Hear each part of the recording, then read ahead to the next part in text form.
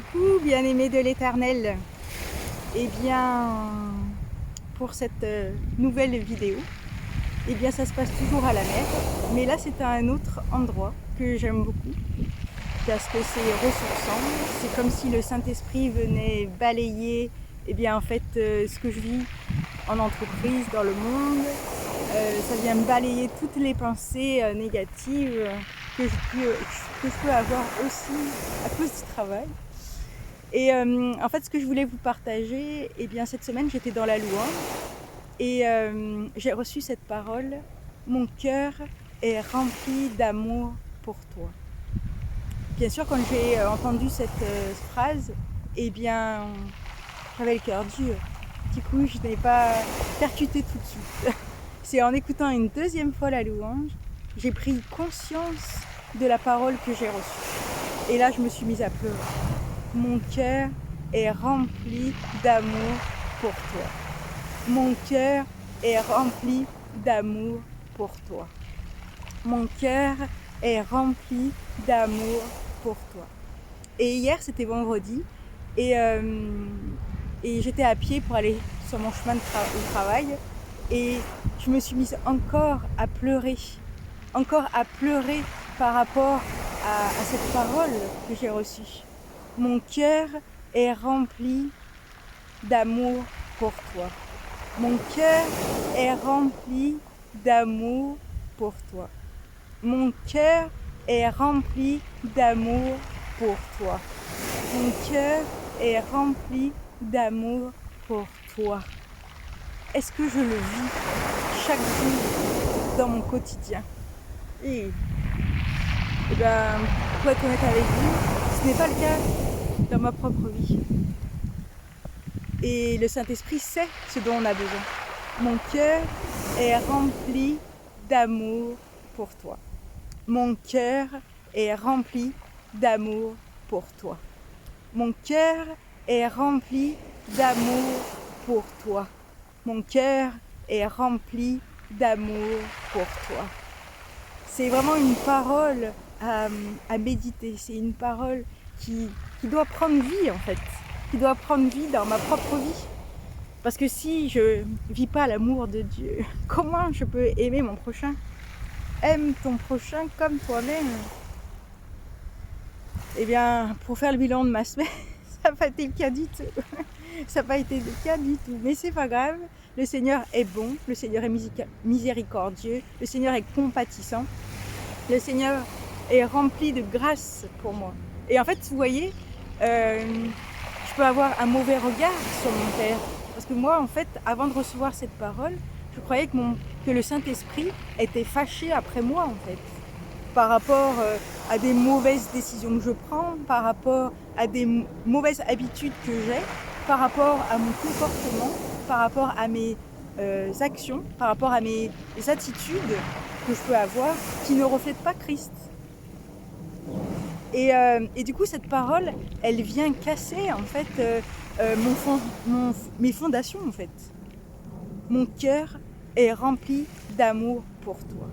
Mon cœur est rempli d'amour pour toi. Et là, en fait, on voit la nature de Dieu. Dieu est amour, c'est sa nature. Donc moi, je suis comme Dieu. Donc ma nature, c'est l'amour. Ma nature, c'est l'amour. Et pour être honnête avec vous, là, en venant faire cette vidéo, j'étais dans des pensées négatives. Parce que sur mon lieu de travail, eh bien, ça ne s'est pas très bien passé. Et du coup, ce matin, j'étais pleine de pensées négatives. Je vais quitter ce travail. Vous voyez, en fait, voilà, toutes les paroles négatives quoi, qui peuvent découler quoi, de tout ça, en fait. Et en fin de compte, c'est un cercle vicieux. C'est un cercle vicieux. Et donc, du coup, je me réaligne, je viens faire cette vidéo. Et là, je viens reprendre ma position de fille du Père de gloire. Je suis la fille du Père de gloire. Mon identité est Christ. C'est ce que le Seigneur, dans mon carnet, dans mon journal intime, hier, m'a dit. Ton identité est Christ. Christ est ton identité. Christ est ton identité. il n'y a pas très longtemps, dans mon journal intime, le Seigneur il m'a dit « Tu n'arrives pas à t'identifier à Christ ». Mais en fait, c'est parce que je pense qu'on n'ose pas le faire. Ou alors, c'est que dans mes pensées, je me dis je ne suis pas digne. Je ne suis pas digne d'être la fille du Père de gloire. Je ne mérite pas. Mais en fait, personne ne mérite. Parce qu'en fait, Jésus s'est donné à la croix en cadeau pour chacun d'entre nous. Et ensuite, après, c'est à moi d'accepter ou non ce que Dieu veut me donner.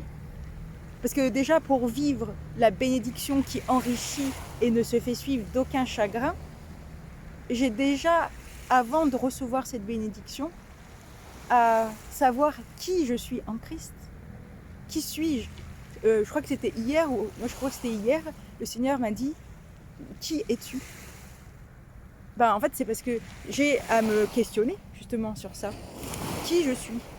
Est-ce que je suis la fille des parents qui m'ont conçue et qui m'ont dit tu es une bonne à rien, qui m'ont insultée toute ma vie?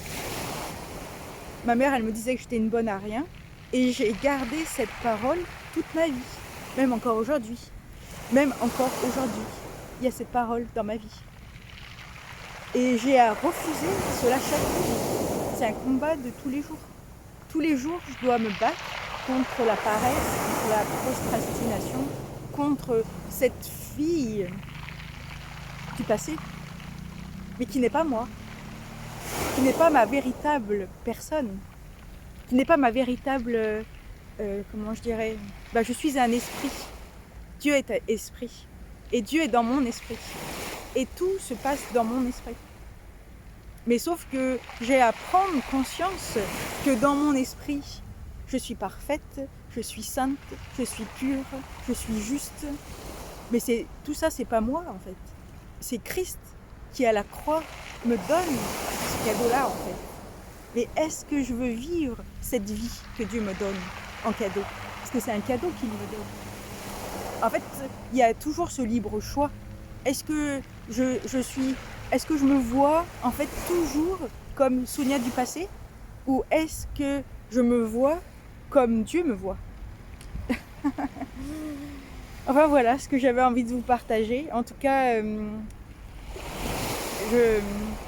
j'espère que ça vous a édifié, exhorté, encouragé également. En tout cas, c'est le but de mes vidéos. En tout cas, soyez richement bénis et sachez que Dieu vous aime d'un amour éternel.